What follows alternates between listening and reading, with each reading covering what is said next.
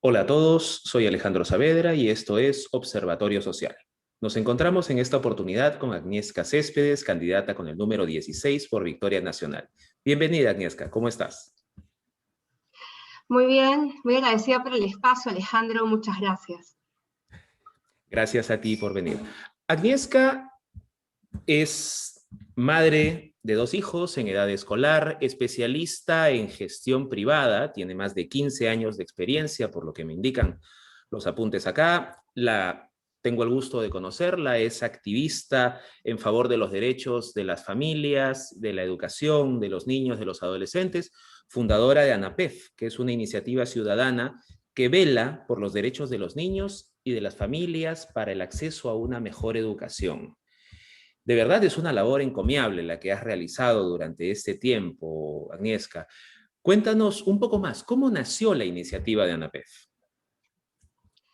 Bueno, es bastante sencillo, ¿no? Uno como mamá, y en mi caso, mamá soltera, porque me hago cargo de mis dos hijos, tiene claro pues que lo que iba a venir cuando hay un momento y una situación de poder, porque intentamos algo, Alejandro, solamente en Lima, oferta educativa está concentrada en el sector privado, es decir, del 100% de colegios que hay en Lima, 70% son privados. Entonces, nunca he encontrado, yo personalmente, y tampoco las personas que conozco, una plataforma donde a los papás que pertenecen a la escuela privada se les escuche, mesas de diálogo o alguna plataforma. Así que dado que era evidente que las clases en marzo del 2020 no se iban a poder dar, dado que la pandemia iba a hacer que se postergue, probable como pasó, ¿no?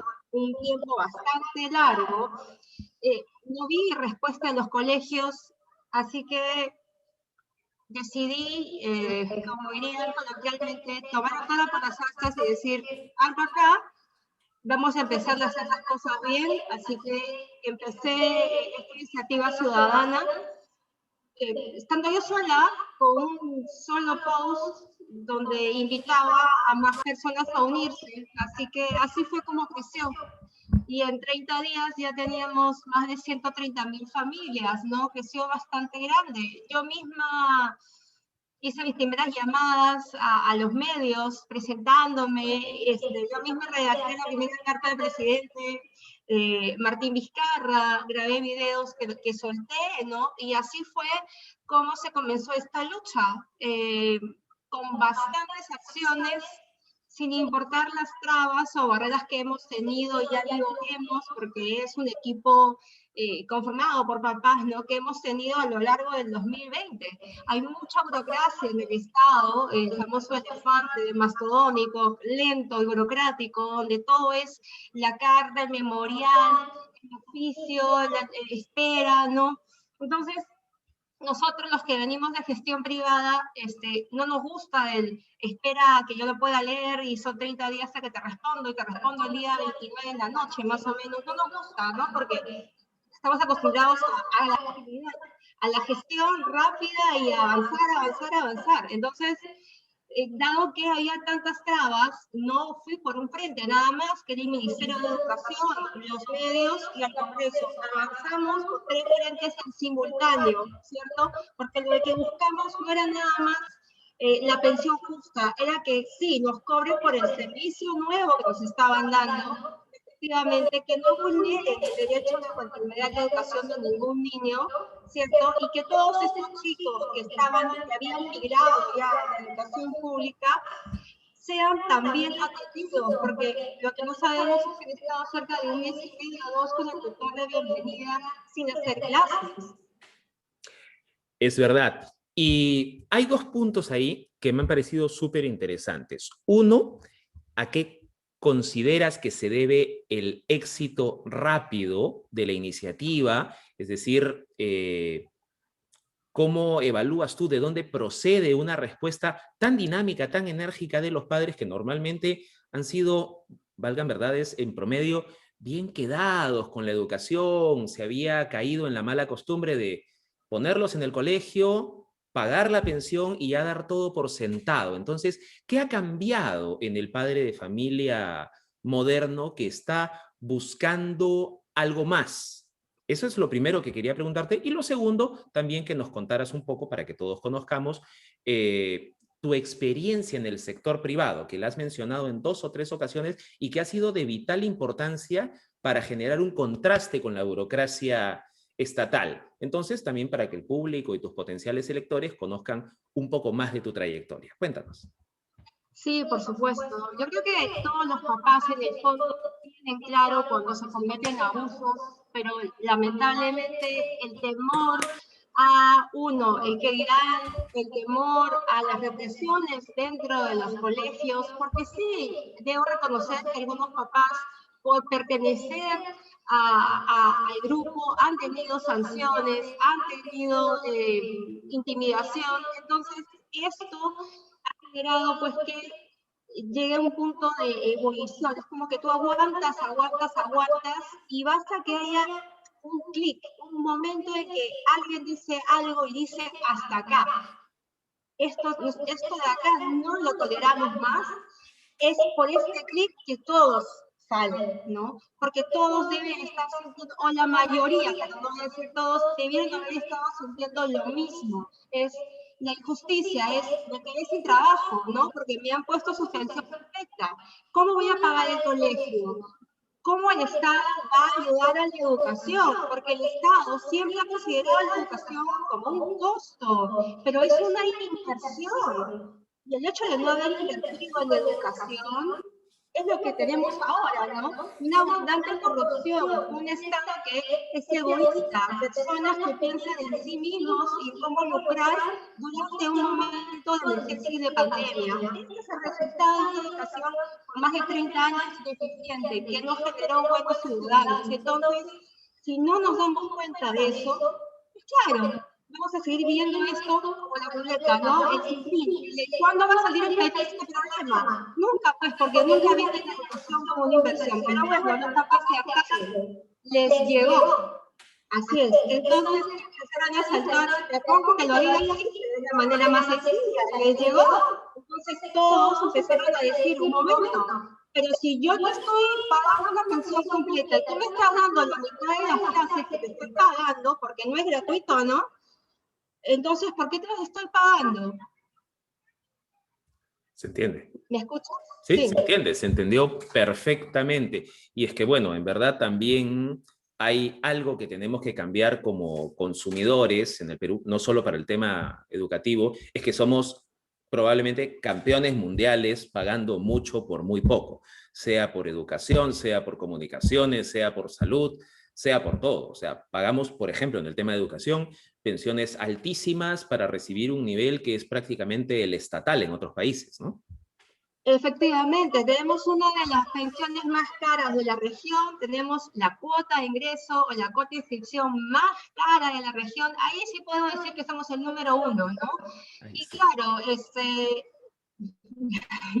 cuando debería ser la escuela pública sea la número 1, para que el papá efectivamente pueda elegir. No estamos en democracia, en libertad de elección, pero el papá no elige, al papá no le queda de otra, porque como no abandonan un sector, que es el sector público, dejan que esta demanda, que tranquilamente podría irse a una buena oferta pública, al no existir la oferta pública, ¿qué cosa pasa con el mercado? Se va lo que queda, y lo que queda es la privada.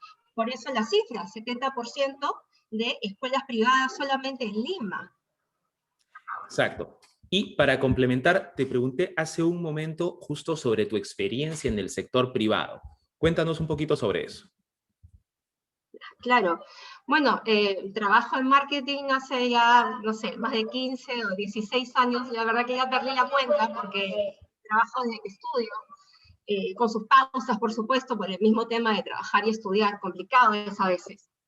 Y de hecho, la gestión siempre está del lado de uno en el sector privado, ¿no? Acá no hay que es para entrega en 2 semanas, normalmente mis jefes es para ayer y para hoy, y tú ves cómo lo haces, pero lo tienes que conseguir. Entonces, es esta experiencia la que siempre me hace que uno se batatee, ¿no? Uno diga, bueno, esta es la ruta, pero si esta ruta no la puedo hacer para conseguir este objetivo, pues hago esta ruta y esta ruta más, soy estratégica. Entonces, el accionar y el conocer cómo hacer diversas estrategias para llegar a un objetivo, creo que es lo que ayudó, en este caso, a poder gestionar bastante eficientemente muchas cosas, porque hemos estado con el Ministerio de Educación, hemos impulsado, ¿no? Y hemos apoyado y hemos, digamos que, intercedido, persuadido, debería ser la palabra, a que las vacantes se abran, ¿cierto? De la escuela privada a la pública. Hemos también persuadido para que salga un DL o un interés del ministerio en que se transparenten los costos, y acá hay algo muy interesante, Alejandro, pues te lo comento. Hemos al mismo tiempo hablado o intentado hablar con Indecopi el año pasado, pero bueno, el año pasado fue infructífero, no tenían todavía un buen orden en ese momento de la institución. Hemos ido a los medios y en simultáneo hemos tocado, yo te digo que he tocado las puertas de un montón de congresistas. Y han habido algunos, especialmente uno, que la verdad es que le agradezco muchísimo, muchísimo el apoyo que nos dio a los papás. Así que hemos trabajado con ellos, hemos trabajado varios proyectos de ley, y a las 8 de la mañana tú me veías a mí respondiendo invitaciones a las comisiones, ¿no? Y dando opiniones técnicas con el grupo de papás de madrugada y de amanecidas, y ¿sabes qué? Con mucho gusto, porque es momento que los papás y que las familias sientan, ¿no? Que son parte del Perú y que son parte del Estado, y que esta es la mejor manera de integrarnos y de involucrarnos. Así sea, en política así, empezando por una comisión donde sustentamos, hemos sacado 2 dictámenes adelante, y a pesar de eso, claro, los dictámenes nunca se debatieron, pues están en la eterna espera. Luego, las manos, como le dicen algunos, las manos extrañas a las cosas que pasan en nuestro Perú, que se pierden los papeles, ¿no? Cuando se tiene que debatir, el Congreso, en vez de debatir el Día de la Flor, tuvo que haber debatido algo de educación, no ha debatido. Todo el 2020 no debatieron nada de educación, y tenemos el compromiso de que se hacía un pleno educativo en noviembre. Bueno, llega un momento, Alejandro, que yo veo pues que a pesar de tantas estrategias y tantas acciones, y haber llegado a los objetivos, necesitábamos que esto se debata. Pero bueno, finalmente vi que no iban a debatir y así lo siguen paseando. Entonces tomo la decisión de, bueno, ustedes quieren jugar esto dentro del Congreso, entonces me voy al Congreso, es el siguiente paso. Y así fue como tomé la decisión, así de simple, ¿no? Porque yo tengo la convicción bastante real, y de hecho se lo enseño a mis hijos, que creo que va a ser la mejor lección de vida que les voy a dejar, no solamente a ellos, sino me imagino que a los hijos de mis amigas, que uno debe saber que por más difíciles que se puedan poner las cosas, cuando uno acciona bien y lo hace con una gran convicción, pues uno debe de enfrentarse a lo que se venga, ¿no? Y saber que las cosas buenas cuestan, pero que las acciones con un fin noble y con una causa justa, que es la educación, sí se pueden hacer, y que no hay que ser desesperanzadores, sino todo lo contrario, tener la esperanza, ¿no? De que realmente hay personas, yo en este caso me incluyo, que quieren hacer bien al país, bien a los niños y bien a las familias. Ese es mi fin mayor. No tengo más aspiraciones más que hacer las cosas bien, por amor, al simple hecho de hacerlo, así de claro. Qué bueno, qué encomiable y qué noble la motivación por la cual has decidido entrar en una arena tan complicada como la de la política. Y básicamente vemos que tu bandera es la educación. En cuanto a la gestión de este tiempo, ¿cuáles consideras que han sido tú los principales logros que ha obtenido ANAPEF, y cuáles consideras que son los principales desafíos o pendientes que afrontan y que afrontarías en esta nueva etapa de ser electa? Bueno, ANAPEF tiene como logros primero haber sido y ser la voz de los papás, ¿no? Haber podido hacer esta concentración de padres de familia y poder hacer de ellos una voz y salir a los medios y expresar. Ese es el principal logro, porque eso no existía. En segundo lugar, haber, como te dije, incentivado la migración de chicos. Nosotros hicimos una encuesta los primeros días de abril, antes que el ministro y el presidente anuncien que iba a haber una apertura de vacantes en el sector público. Nosotros hicimos una encuesta de casi 14.600 encuestados, donde más del 20% querían migrar a la escuela pública. Eso nos daba una data de proyección más o menos, y en ese momento, abril del 2020, habían cerca de 2 millones de niños en la escuela privada, pues nos estaba dejando ver cerca de 400.000 niños que iban a querer migrar. Entonces expusimos esta información y por supuesto la han tenido que ver, por eso que no pasaron ni 2 semanas y ya anunciaban la apertura para que puedan migrar los chicos. Eso es un buen logro. Luego, también en esta misma encuesta había una pregunta. ¿Ustedes volverían a clases el 4 de mayo? ¿Tú te acuerdas que el 4 de mayo iban a abrir los colegios, no? Imagínate. ¿No? Así es. Entonces, más del 80% dijo que de ninguna manera enviaba a sus hijos. Entonces, luego salieron a decir que no iban a aperturar los colegios y se postergaba todo, todavía me parece que hasta julio. Ahí tienes el tercer logro. Después tuvimos bastantes entrevistas donde dicen, ¿no?, que el servicio había cambiado, ¿no? Yo te he contratado, no sé, un taxi, por ejemplo, para que me lleves, no sé, de Chincha a Lima, y tú me estás mandando en triciclo y quieres pagarme lo mismo, pues no hay forma, no hay manera. Entonces, me estás dando un nuevo servicio que venga con un nuevo precio. Eso fue lo que dije en cada entrevista.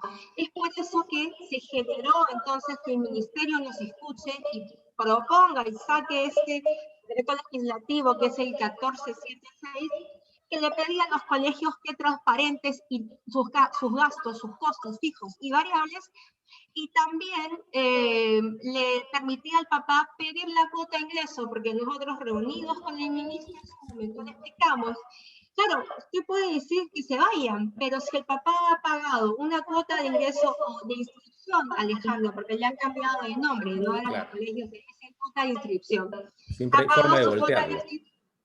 Claro, lo voltean, entonces ya no cobran una vez, sino que cobran la cuota de inscripción en inicial, en primaria y en secundaria. Siempre encuentran la forma, ¿ya? Entonces, el papá que ha pagado su cuota de inscripción o su cuota de ingreso se quiere ir del colegio porque ya sabe que no puede asumir las pensiones, pero claro, le pide al colegio que le devuelva la cuota de inscripción e ingreso. El colegio le dijo, disculpe, te puedo decir, pero yo me quedo con tu plata. Pero ¿cómo si mi hijo ha estudiado, no es, o sea, ha estudiado un año o no ha estudiado ni un solo año? Hay mamás, los papás, que los niños han pisado el colegio, y un día, cero. Y el colegio le dice, perdóname, conmigo no es, te puede decir, pero esa cuota, esto se queda conmigo. No me importa que lo hayas usado, no, se queda conmigo. Entonces es un abuso de poder, ¿no? Porque uno tiene que demostrar lo que vende toda la publicidad, que eso fue lo que les dije, ¿no? Si ustedes me están dando una oferta de valor como que me sienten familia, que van a enseñarle a mis hijos solidaridad y empatía, bueno, pues entonces demuéstrenlo con el ejemplo. Y eso fue lo que primero les reclamé y les dije públicamente, Alejandro, ¿no? Pero bueno, ahí es otro de los logros. Otro de los logros fue impulsar proyectos de ley. Uno de ellos es el 5743, que ante el vacío del decreto legislativo, donde indicaba los colegios transparentes, todo lo que tú quieras, pero decía, no podrán cobrar por servicios que han dejado de brindar, ¿cierto? Bueno, cuando le preguntamos a Minedu varias veces, bueno, díganos entonces cuáles son los servicios que los colegios han dejado de brindar, se quedaron mudos, no hubo respuesta, no nos dijeron nada los papás. Entonces trabajamos en base a ese pequeño, a esa línea, en este vacío lo trabajamos, elegimos, bueno, ya que ustedes no saben qué servicios son los que han dejado de brindar, vamos a trabajar sobre eso, ¿no? Y Eso fue lo que salió con el PL 5743, donde se dan lineamientos al servicio virtual, que es otro servicio, y el servicio presencial queda de otra manera, ¿no? Tradicionalmente, pero el virtual es otro. Y es ahí donde nosotros decimos, si nos van a cobrar, cóbranos lo justo, lo que pertenece al servicio virtual, y cada una de los ítems que viene en la estructura de costos, pues se analizó, ¿no? No se analizó porque se me ocurrió a mí analizarla, sino que se hizo un estudio contable, ¿no? Y financiero, y se presentó eso para sustentarlo, ¿no? Y salió de ahí esto como un dictamen para debatir, está listo para debatir, pero nadie quiere coger la papa, nadie quiere ir al Congreso a decir, voten pues, ahora díganos a todos, ¿no? Y todos los partidos, toditito los que están ahorita en el Congreso saben de esto, voten, díganle a los papás si están a favor o en contra, pero nadie se quiere comer la papa caliente. ¿Qué cosa quiero que se vea? Creo que muchos no esperaban una reacción de los papás de esta manera, ¿no? Pero bueno, pues les llegó el momento. Así, yo Alejandro, esté donde esté, mi voz va a seguir saliendo así no le guste. Bueno, esperamos que siga saliendo tu voz. ¿Consideras tú que en el Perú hay una especie de lobby de la educación que impide o que obstaculiza la discusión, el debate, la generación de nuevos proyectos de ley o de un entorno un poco más justo? Porque cada vez se percibe menos aquella definición de que las instituciones educativas son instituciones sin fines de lucro, ¿no? Como que no es muy coherente con lo que uno percibe día a día a todos los niveles, orientado a todos los públicos. Creo que eso ya quedó demostrado, ¿no? La educación en el Perú no es solamente lucrar, sino que es realmente un privilegio. Y no solamente es un privilegio en el lado privado, sino en el público. Porque el papá que no tiene el dinero para pagar la clase de inglés, ¿no? Que le cuesta 20 soles al mes, o la clase de computación, no estudia, o que no tiene para pagar la PAFA, se mete en líos. Entonces, la educación se ha convertido en un privilegio. Y cuando el Estado abandona la educación, pues se genera esto, ¿no?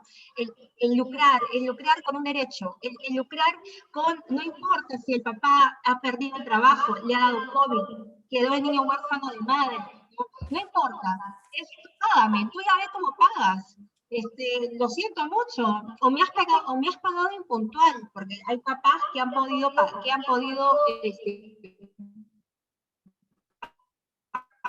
a fin de año o en partes, más alumnos o tal vez tener una mejor cuota de ingreso, ¿no? Entonces le dicen, ¿sabes qué? Me llega, no, tú me has pagado impuntual y como me has pagado impuntual, me has roto el contrato. Así que yo me descuento tu cuota de ingreso y a fin de año te vas. Pero ¿cómo? Si mis hijos están acostumbrados, están 5 años en el colegio. Qué pena. O sea, lo siento. Entonces, hay una posición de poder grande y en el Congreso, pues, yo no puedo aseverar algo, no porque no me consta, no tengo fotografiado, me encantaría, te soy sincera, pero sí puedo intuir que, por supuesto, pues no les conviene cuántos partidos deben de tener intereses en educación o en colegios, ¿no? Yo creo que hay algunos que tienen intereses en colegios que calculo pues que el negocio no le hace bien. Y si nos ponemos a analizar un poquito más, por ejemplo, más profundo, que es lo que yo ayer comenté en un programa que fue invitada, el tema de la cuota de ingreso. Apoyamos nosotros también, impulsamos un proyecto para que prohíba el cobro de la cuota de ingreso para que las pensiones en colegios privados se rijan en los incrementos en base a un factor, ya sea la inflación, por ejemplo, ¿no? Y entonces el papá puede hacer una proyección de cuánto le va a costar la educación de su hijo en toda su vida en el colegio y que no entre con una pensión de 100 y acabe con una de 600, pues porque no es razonable ni es coherente, ¿no?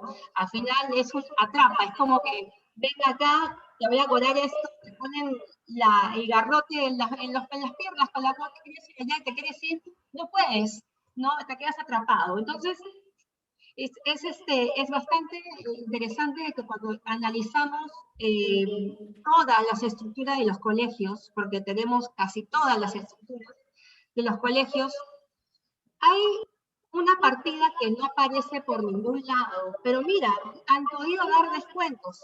Algunos han dado 5% de descuento, otros han dado 10, 15, 20, algunos 40%, y ahí le han metido todo, ¿no?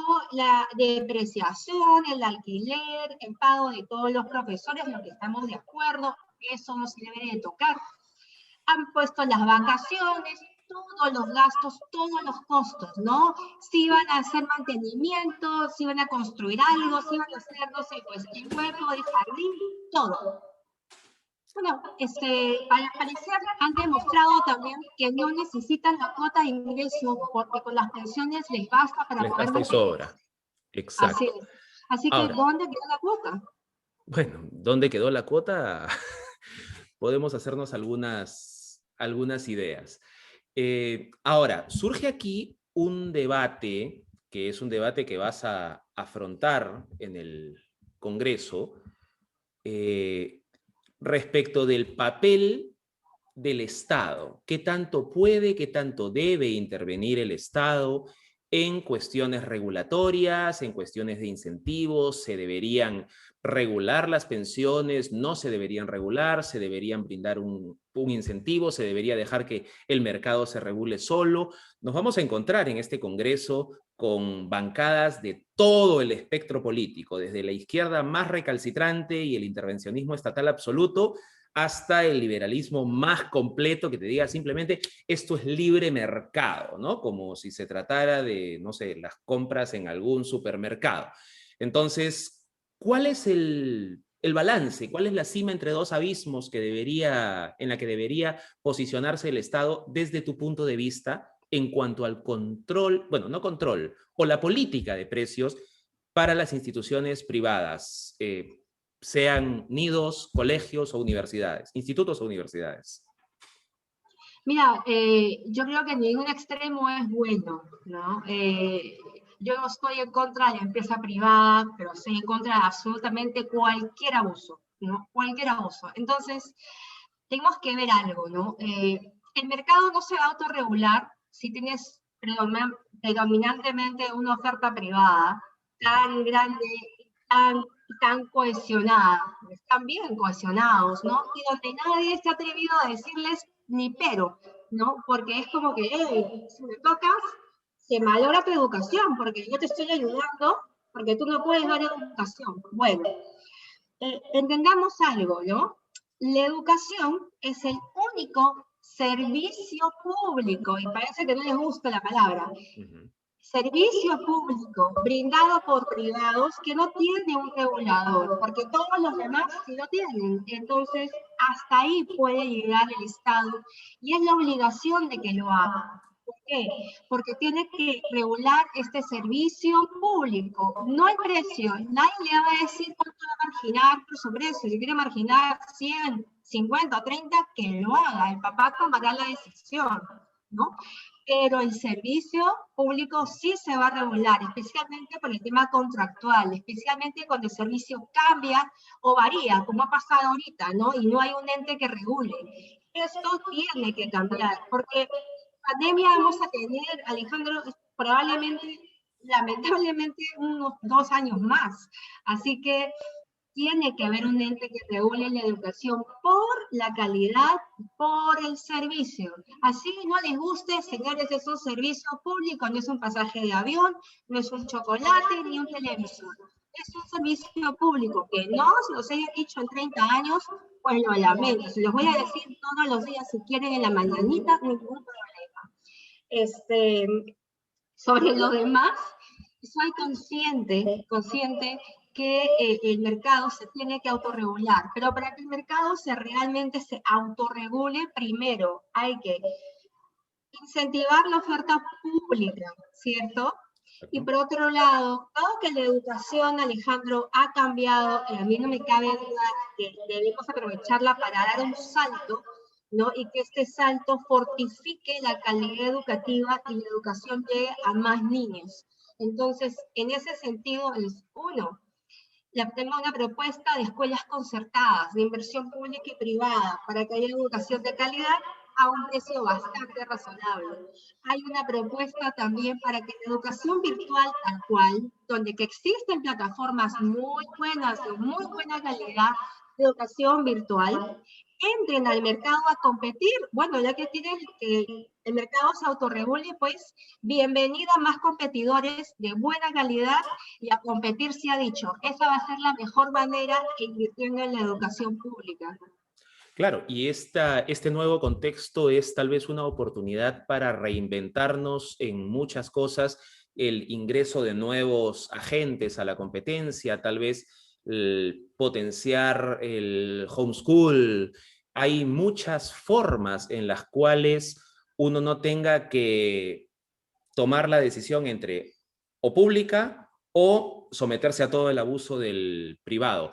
¿Qué opinas respecto de la educación pública? ¿Cómo, ya que la mayoría, o por lo menos los lugares más alejados y muchísima parte de nuestra población tiene que acceder a la educación pública, qué podemos hacer para repotenciarla, para tomar en serio este desafío? Y bueno, hay frutos muy buenos en los colegios emblemáticos, por ejemplo. ¿Cómo podemos hacer para que estos buenos frutos se repliquen en todas o la mayor parte de las instituciones educativas públicas?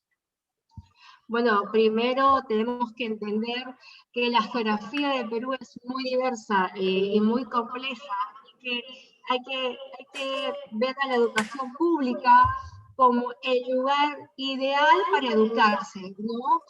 En Finlandia pasó algo muy parecido a lo que nos pasa el día de hoy, ¿no? Pero fueron mucho más radicales que nosotros, me imagino, ¿no? En los 70, cuando llegaron los 70, la educación privada abundaba, ¿no? Y la educación pública estaba abandonada.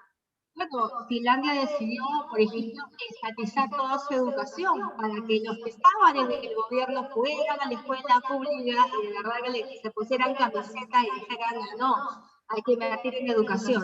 Pues son otras épocas, otros años y otro país, pero eso fue lo que pasó. Entonces, hemos de revalorar la educación pública, repotenciar lo que tenemos. Tenemos 70% de colegios que no tienen servicio básico, bueno, curemos lo que tenemos más primero. 70% de colegios, pues hay que faccionarlo y que tengan servicios básicos necesarios. En segundo lugar, tenemos escuelas emblemáticas, bueno, entonces rescatemos esas experiencias y hagamos aquí sí, copien y peguen, ¿no?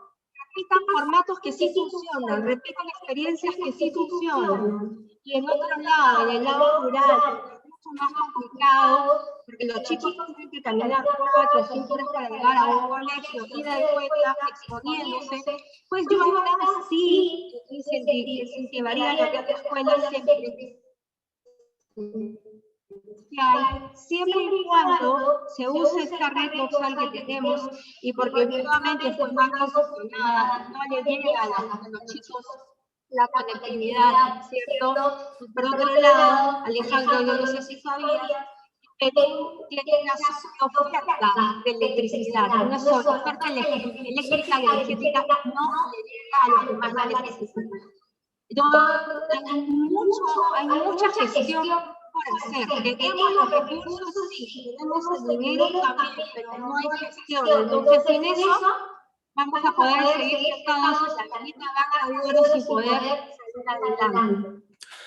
Perfecto. Esto está clarísimo en cuanto al tema de infraestructura, de logística, de manejo, de gestión. Podemos también hacerlo descender al tema de contenidos. ¿Qué podemos hacer para mejorar el contenido de la educación?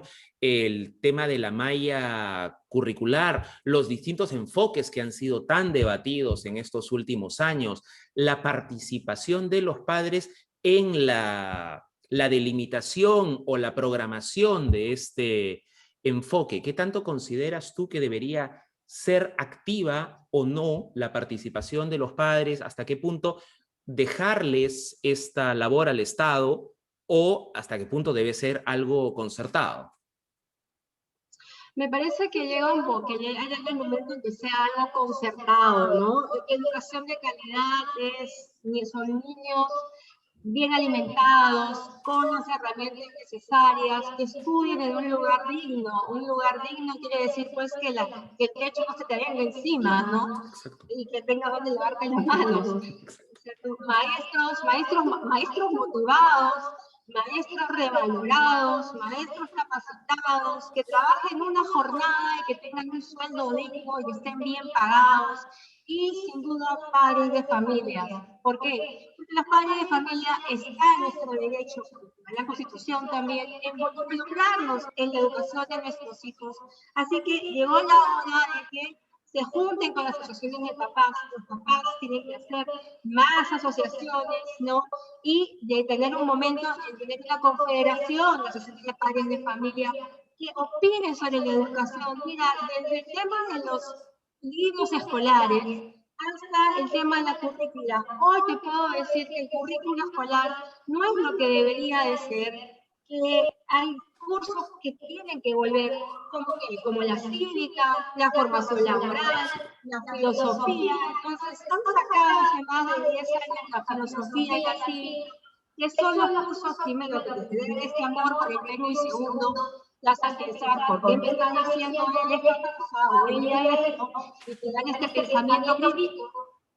Esto ya no está, se lo taparon, entonces lo que tienes ahora, cuando preguntas, entiendes qué cosa quiere decir pensamiento de izquierda o de derecha, y la última encuesta salió que más del 50-60% no sabía. Entonces, eso es lo que pasa, hay cosas que tienen que volver y que es importante rescatar. La educación ambiental, por ejemplo, respeto por la fauna, respeto por la flora, no nada más por los animales domésticos, sino por todo lo que nos rodea. El Perú es un país tan rico que debemos generar en las personas, en los ciudadanos, este respeto. Por eso que cuando hablamos de enfoque, el enfoque que yo propongo es un enfoque en valores. El día que las personas sepan lo que es respeto, lo que es tolerancia, lo que es solidaridad, empatía y generosidad, todo lo demás cae por su propio peso. Por eso yo voy hacia el enfoque en valores. Excelente. Y lo que me gusta de esta plática cuando estamos abordando los temas de educación es que te estás centrando en temas prácticos, en los temas cotidianos, en los temas concretos.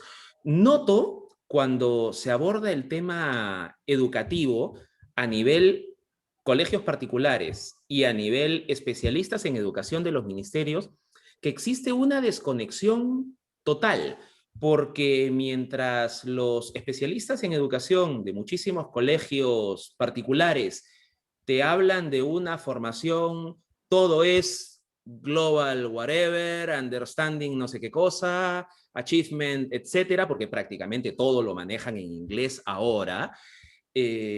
Uno habla con los especialistas del Ministerio de Educación y cuando plantean los problemas y las soluciones, todo es enfoque de género, igualdad, no sé qué tanto hablan de la construcción de la identidad sexual, o sea, o temas muy etéreos, cosas muy, muy poco concretas que valgan verdades. Creo que ninguno de los dos extremos le va a servir a un muchacho al egresar con 16 o 17 años.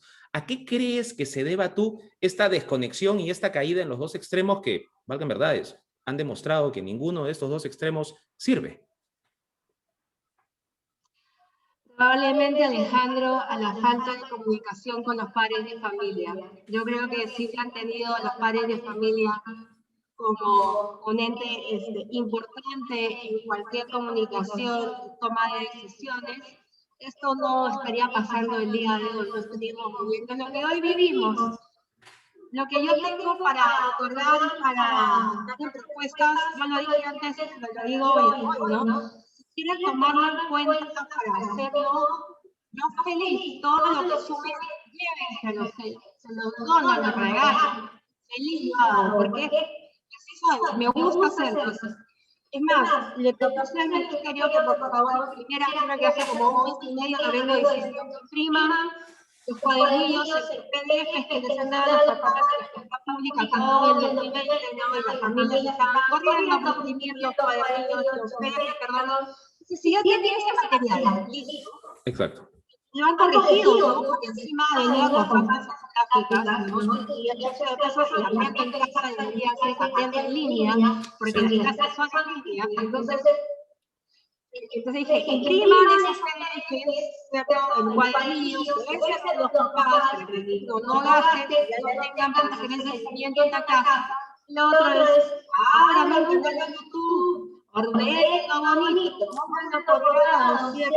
Rápidamente. Lo mismo entonces el papá del niño que no pudo ver en la tele o en la computadora o en el celular, en el momento que pueda hacer la clase con su cuadernillo de día, una vez al mes, si es necesario la presencialidad en medio de la pandemia o la semipresencialidad, una vez al mes, una vez a la semana va la promoción dentro de todo el colegio.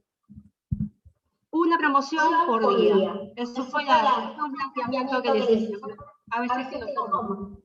Perfecto, perfecto. Esto funciona básicamente para la educación a nivel urbano. ¿Cómo manejaríamos estas nuevas propuestas, tal vez con las diferenciaciones o adaptaciones que se requieran, para el ámbito rural, aquellos donde los niños pues tienen que caminar 2, 3, 4 horas para llegar al colegio, ¿no? ¿Cómo podemos manejarlo?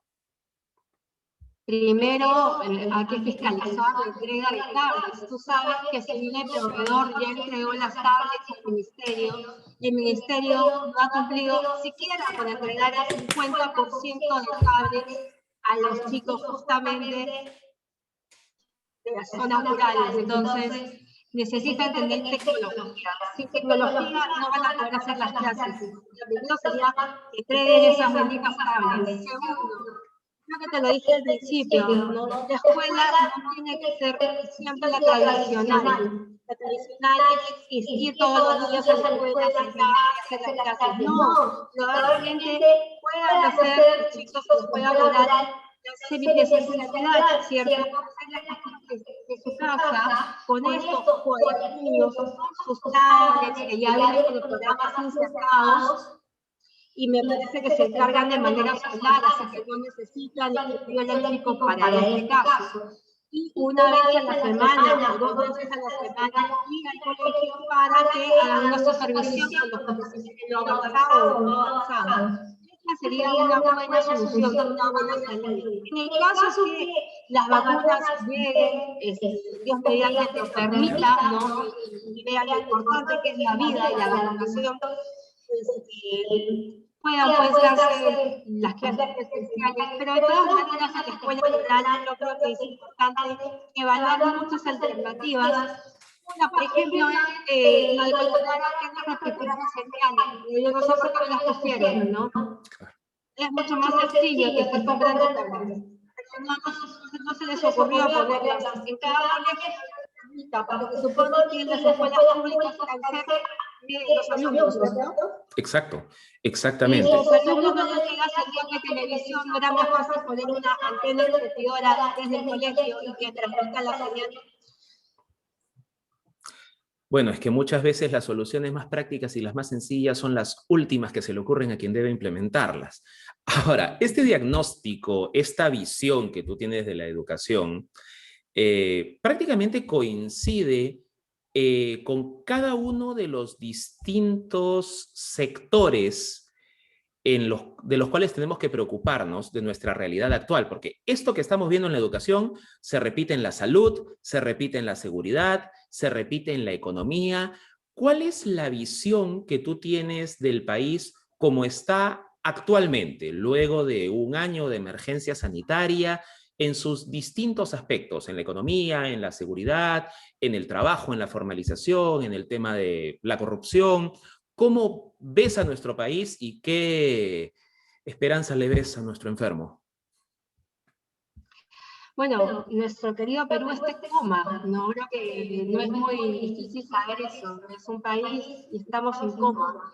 Cada sector está atravesando su propia crisis y es lamentable. Pero así como te acabo de proponer propuestas, valga la redundancia, en educación, que es un tema básicamente de gestión.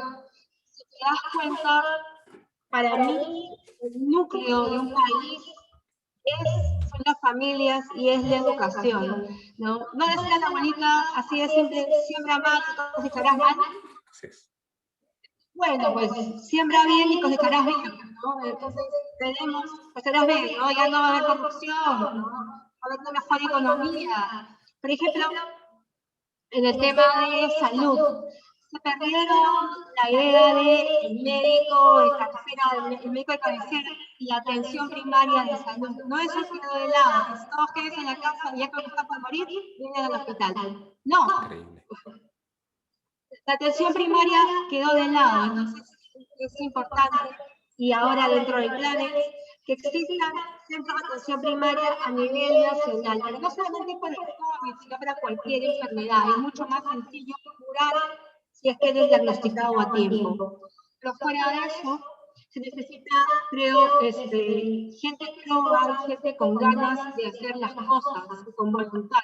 Porque por más que tengas, no sé, 50 diplomas para poner en tu pared, si no tienes esta vocación de servicio y estas ganas de hacer las cosas, pues no mucho no vas a hacer, ¿no es cierto? Que alguien te hace un espacio. Y yo entiendo las personas cuando me dicen, todos son lo mismo, todos son corruptos. No, señores, no todos son corruptos, pero cada uno de los ministerios tiene el mismo problema. Y es por eso que yo elegí mi partido, Acción Nacional, ¿no? Elegí porque cada una de las personas que conozco que forman el equipo tiene esta vocación de servicio y estas ganas de hacer bien las cosas.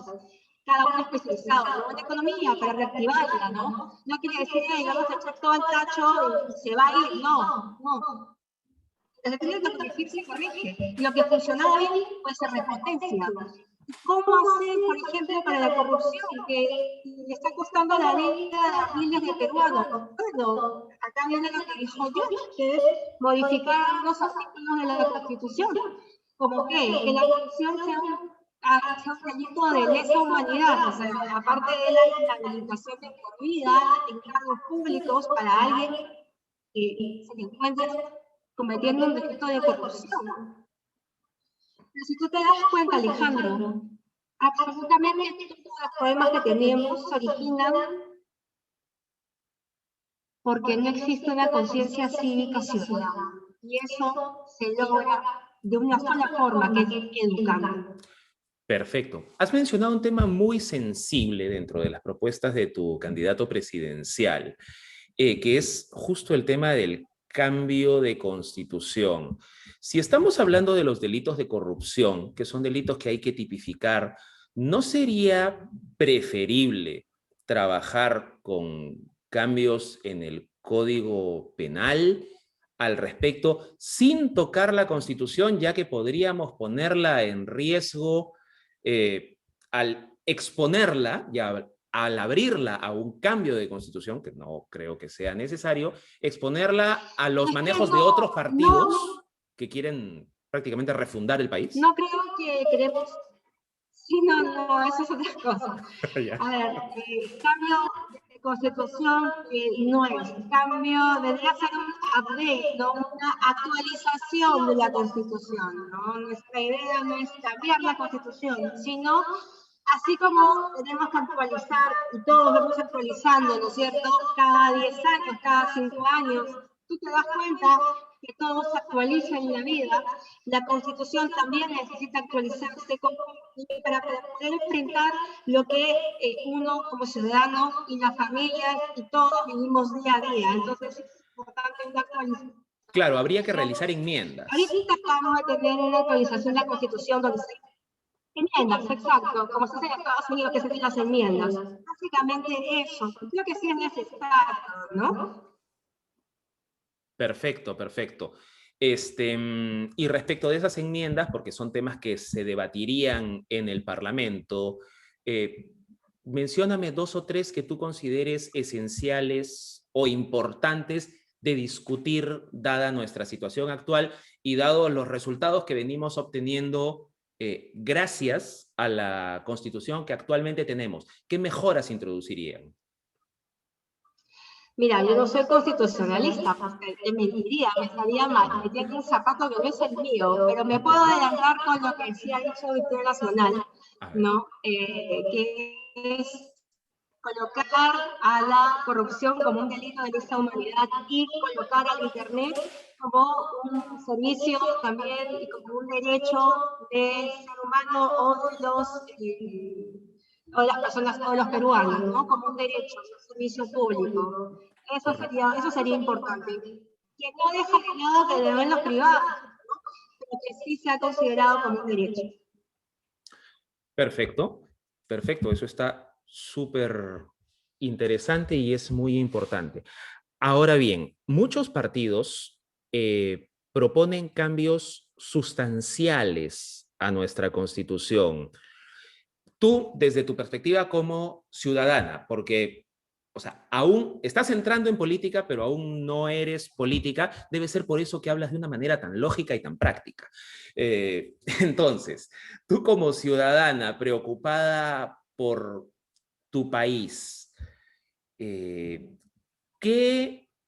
posibilidades encuentras de dialogar con las distintas fuerzas políticas que se están presentando? En este nuevo Congreso, como te digo, vas a tener dentro de todos los espectros. ¿Cuáles crees que sean los intereses en común con los cuales se pueda lograr un consenso para poder legislar y tomar medidas urgentes, porque creo que en estos 5 años hay que ser prácticos, para poder sacar a nuestro país del hueco en el que estamos? ¿Cuáles son esos puntos que a todos nos interesan?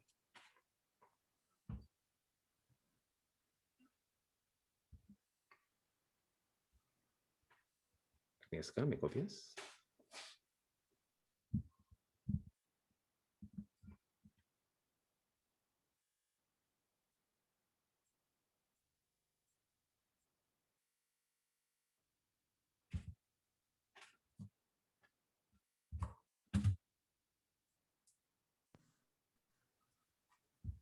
¿Aló? Sí, se nos cortó la transmisión, me parece.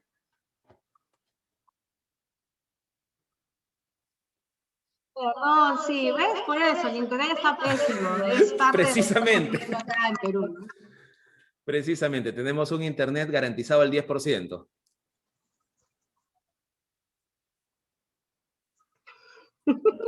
Así es. Sí, Claro, es caro. Lo que pagamos acá es caro. es terrible. Bueno, este es el país donde se pueden vender esta piedra. Exacto, campeones pagando mucho por muy poco. ¿Llegaste a escucharme la pregunta o quieres que la reformule? Si puedes reformularla, sí, te lo agradezco mucho.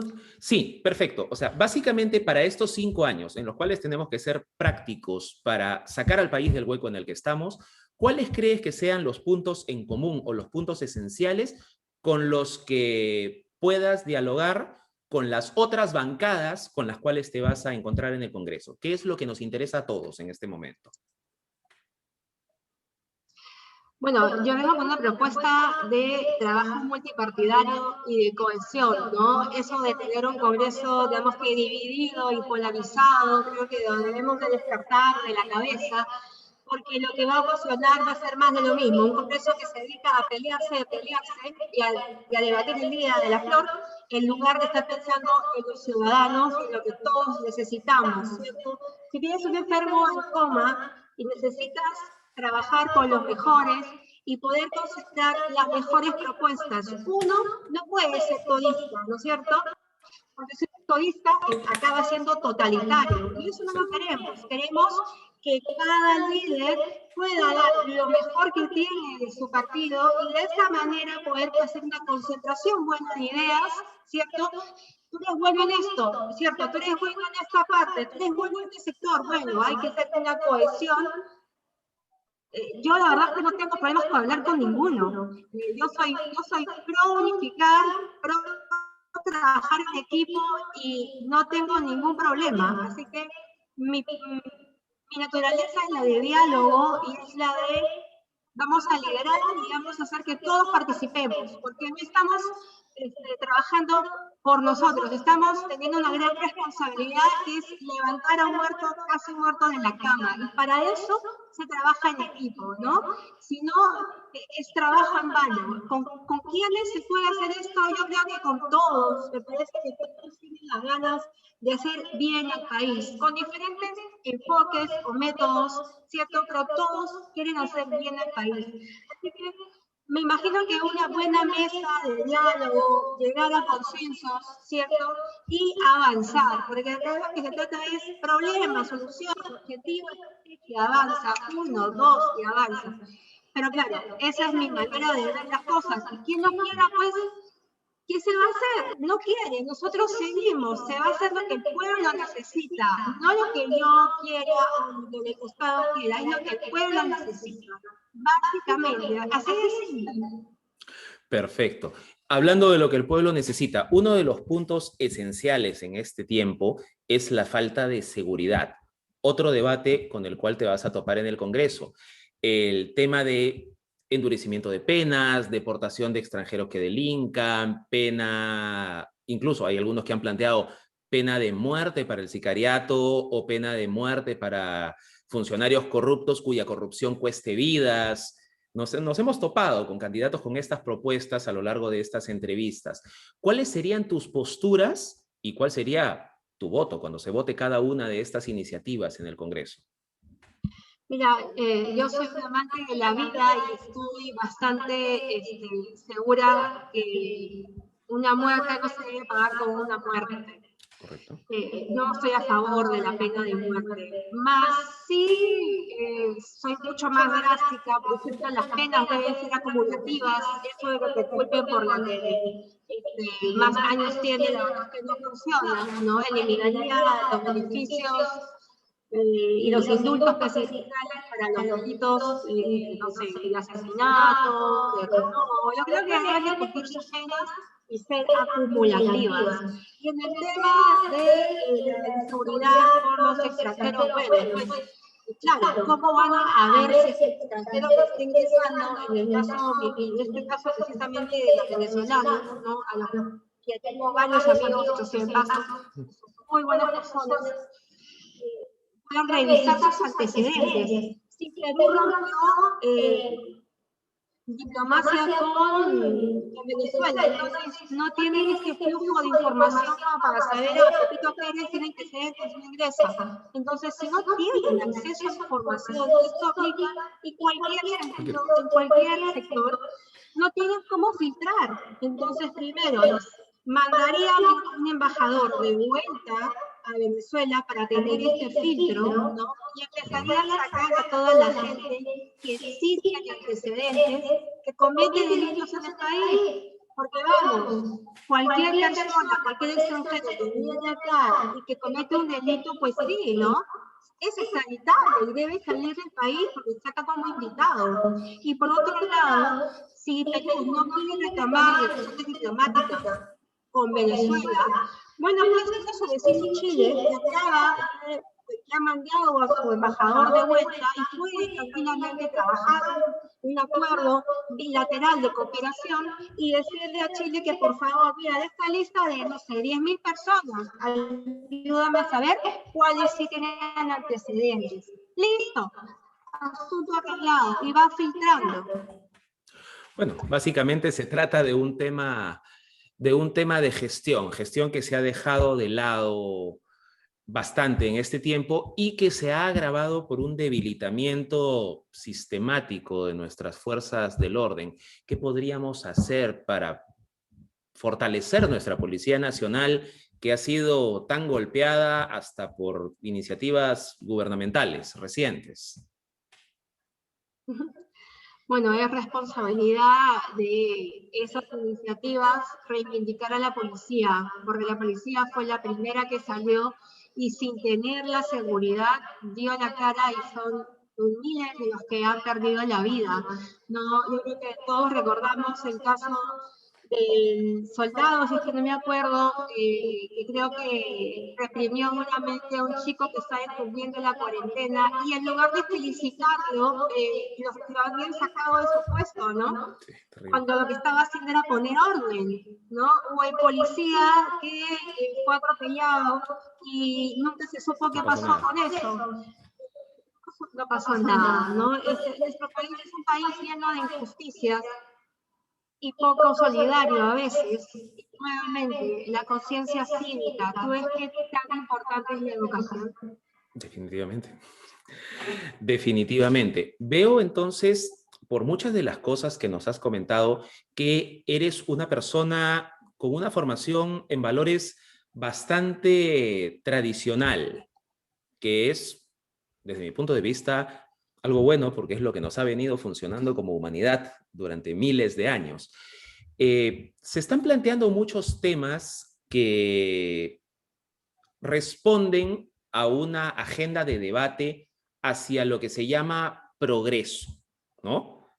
Cada uno tiene conceptos diferentes de progreso, pero se ponen sobre la mesa temas sensibles. Uno de ellos, me imagino cuál va a ser tu respuesta, es el tema del aborto. ¿A favor o en contra? A ver, en contra el caso de que sea irresponsabilidad de la mujer, responsabilidad, te descuidaste, bueno, uno tiene que asumir responsabilidades, ¿no? Entonces, si no te cuidaste, no tuviste precaución, tienes que asumir tus responsabilidades, ¿cierto? Porque así debe ser, ese es mi punto de vista.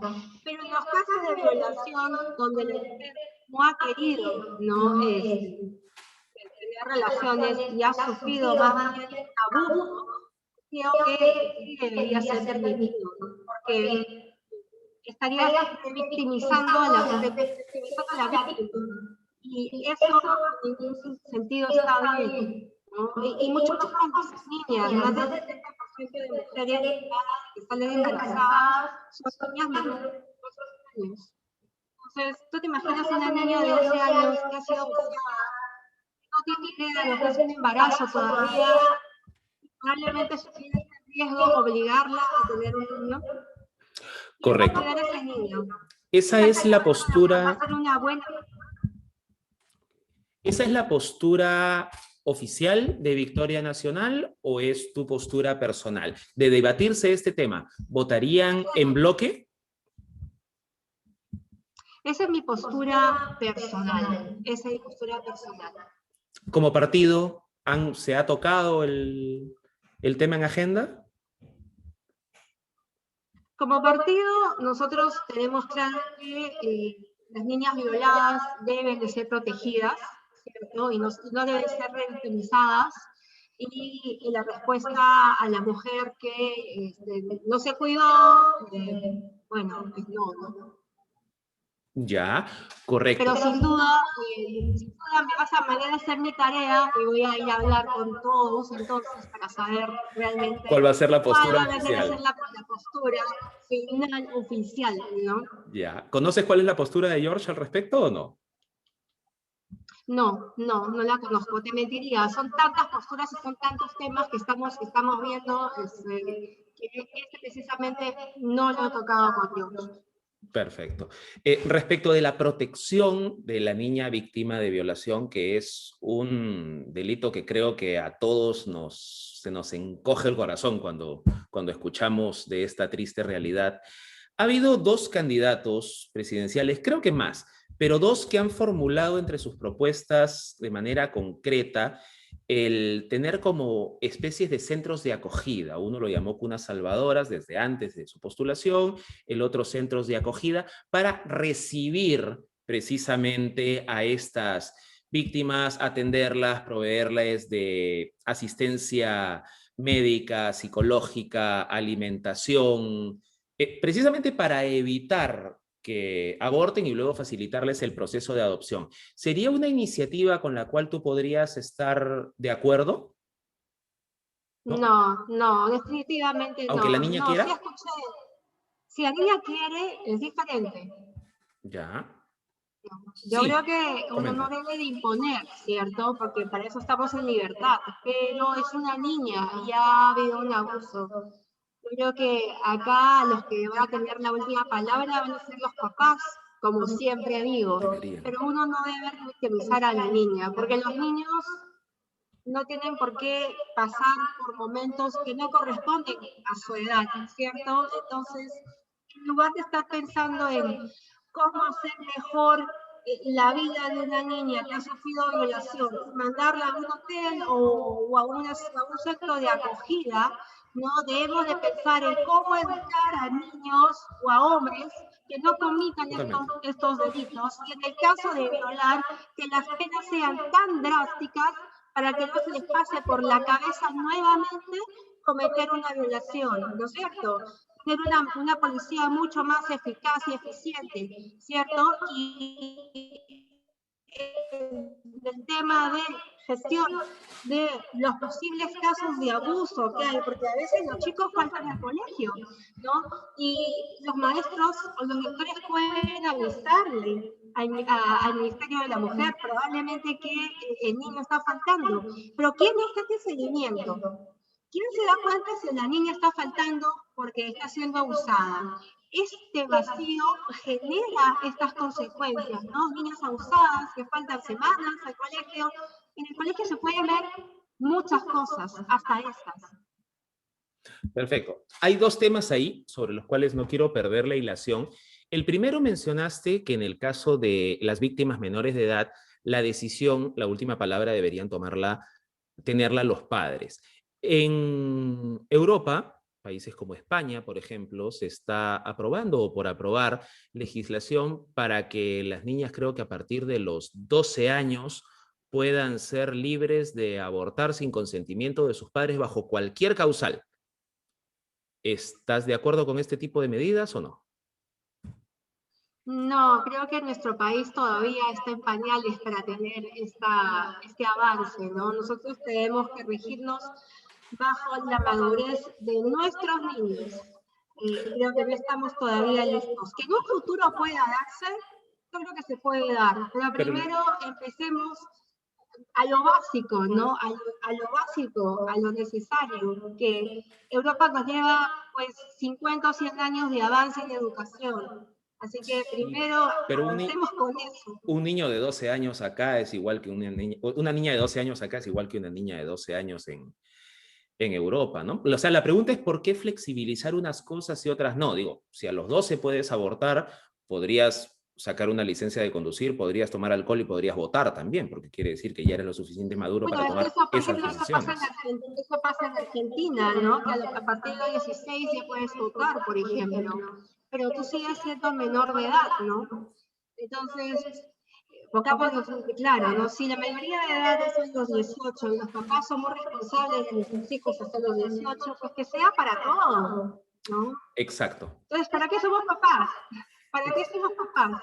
Tenemos que educar a nuestros hijos, formarlos de una manera que cuando salgan a enfrentarse al mundo, que cada vez es mucho más convulsionado, mucho más duro, pues tengan las herramientas psicológicas, las herramientas de estudio, ¿cierto?